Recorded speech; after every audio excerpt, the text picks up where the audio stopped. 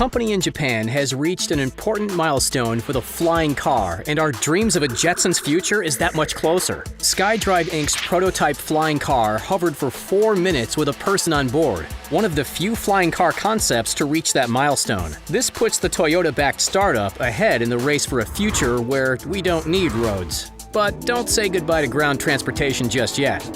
There's only 5 years between a pair of brothers taking flight at Kitty Hawk and Henry Ford taking Carl Benz's creation, the automobile, and manufacturing it for the masses. It only took another 26 years for engineer Waldo Waterman to try and make flying and driving two great tastes that taste great together with the first flying car, the Waterman Aerobile. Maybe it was a terrible name, or more likely that both car and airplane technology weren't ready to have their powers combined. But that hasn't stopped the dream of having a flying craft that sits in your garage and covers your commute like a regular car, but with no roads. Since the Aerobile in 1934, there have been a number of concepts that seek to fulfill our Jetsons' dreams of flying to work or play with limited success. Every so often, someone comes out with a clumsy car that sprouts wings and becomes a clumsy plane, but nothing like what issue after issue of Popular Mechanics promised for our future. Enter SkyDrive Inc. Rather than making a car that thinks it's a plane or a plane that thinks it's a car, SkyDrive has gone for the flying commuter vehicle version of the flying car with an electric vertical takeoff and landing vehicle, or eVTOL. There are over 100 companies, big and small, chasing the milestone that SkyDrive has reached with differing approaches. There are still those chasing Waterman's dream of a car you drive down the road and then press a button to deploy wings and take flight. A company called Terrafugia, formed in 2006, has had a vehicle in development that could make the transition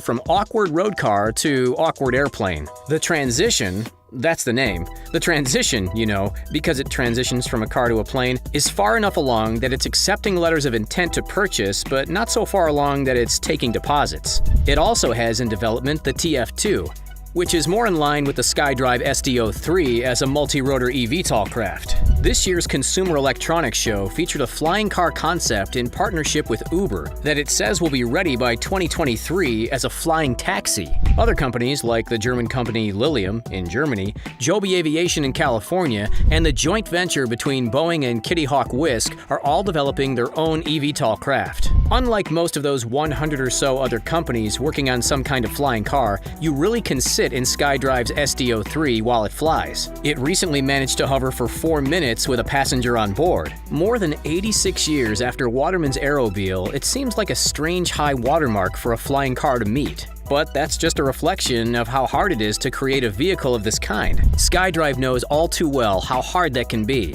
They experienced a far less successful test in 2017. SkyDrive Inc. started as a volunteer project called Cartivator.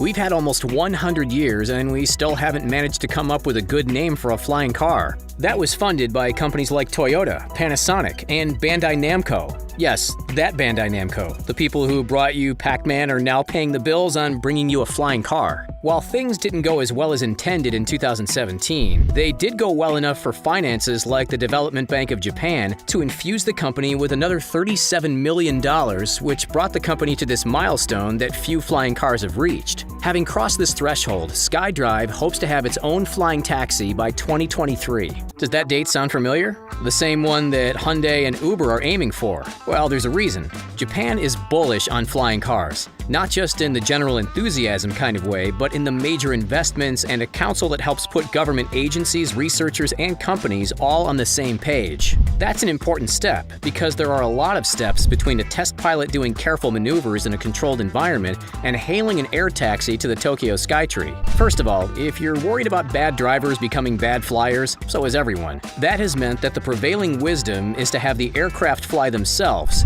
No small feat when the best we've managed to do with commercially available cars is have your Tesla find you in a parking lot.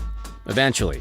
The advantage, of course, is presumably in the sky there will be only these flying taxis, but they'll still have to communicate with each other and the ground to coordinate paths and trajectories. As part of Japan's initiative, there's a man named Nobuo Kishi whose job it is to think of all the ways a flying car can go wrong.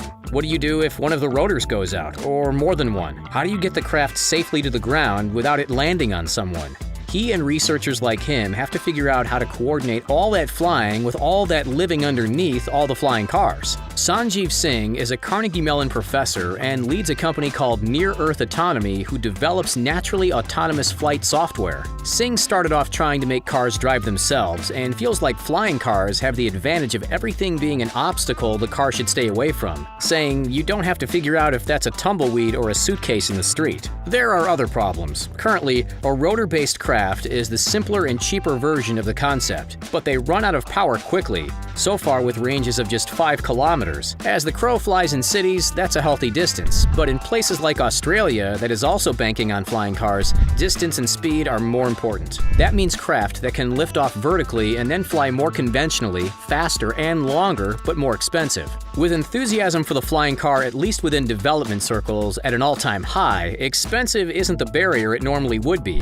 All told, SkyDrive has raised almost $60 million to develop its tiny multi-copter flying car. But outside of our Jetsons fantasies and all the promises made by people like Waterman in 1934 and science fiction writers ever since, are flying cars even going to be worth it? Even though the drive on streets, then fly like a plane-style driving car is still being developed by companies like Terrafugia and Aeromobile, that future doesn't seem impossible, just not as desirable. Regular air flight is complex and a whole other set of licenses, and while you technically could just use an open bit of highway as a runway, you almost certainly would never be allowed to. So at best, it's a kind of compromised car you drive to an airport where you turn it into a kind of compromised airplane to fly to another airport. The specificity of that kind of use means that the market would have to be limited to people with both a driver's license and a pilot's license who would like to commute to and from a place with easy access to an airport. Waterman's dream may never be a common commercial reality. Battery technology and multi-rotor craft and other VTOL technologies have opened the door for vehicles like the SkyDrive SD03, and unlike the half-car, half-plane flying car,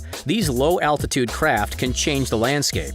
Not only is Japan's goal to make it easy to get from one side of crowded Tokyo to the other in 10 minutes, they also hope to connect more remote areas with areas that would include both transportation and emergency services. Imagine an ambulance that doesn't have to wait its way through traffic. Software and technology are only part of the equation. The flying car also has to navigate the regulation of airspace at about 150 meters, the altitude border between commercial drone flight and helicopters. Another consideration is that multi-rotor flying cars are extraordinarily loud, like 100 murder hornets trying to hum the 1812 overture by beating their wings. SkyDrive hopes that working on the aerodynamics of the blades will address that. All the unforeseen hurdles that drones faced, air taxis face on a larger scale, including safety, privacy, and concepts like who owns the air above a property and how much of it. With all those considerations, it seems overly optimistic that we'll be able to hail a sky taxi in Tokyo from SkyDrive or Hyundai and Uber in only 3 years. William Crossley, a Purdue University researcher into aerospace technology, told CNN if things go exactly right, we might be able to expect the flying car in 10 years. While that can either feel daunting or like chasing a dollar down the street that someone has attached to a fishing line, the advantages are hard to ignore. For the lucky companies that unlock the secret to flying cars, the rewards could be astronomical. Morgan Stanley research figures that the eVTOL market, including flying cars, cargo, and emergency services, will be a $1.6 trillion, that's trillion with a T, industry. That's gold rush money, and SkyDrive has taken that first lead with their successful test. Now, if we could only solve the names of these vehicles, cars and aircraft have cool names like Cobra and Raptor. We can do better than Cartivator. Are you ready for the flying taxi future? What would you name your flying car? Let us know in the comments, and while you're there, be sure to subscribe to The Richest, and we'll fly the latest videos into your inbox.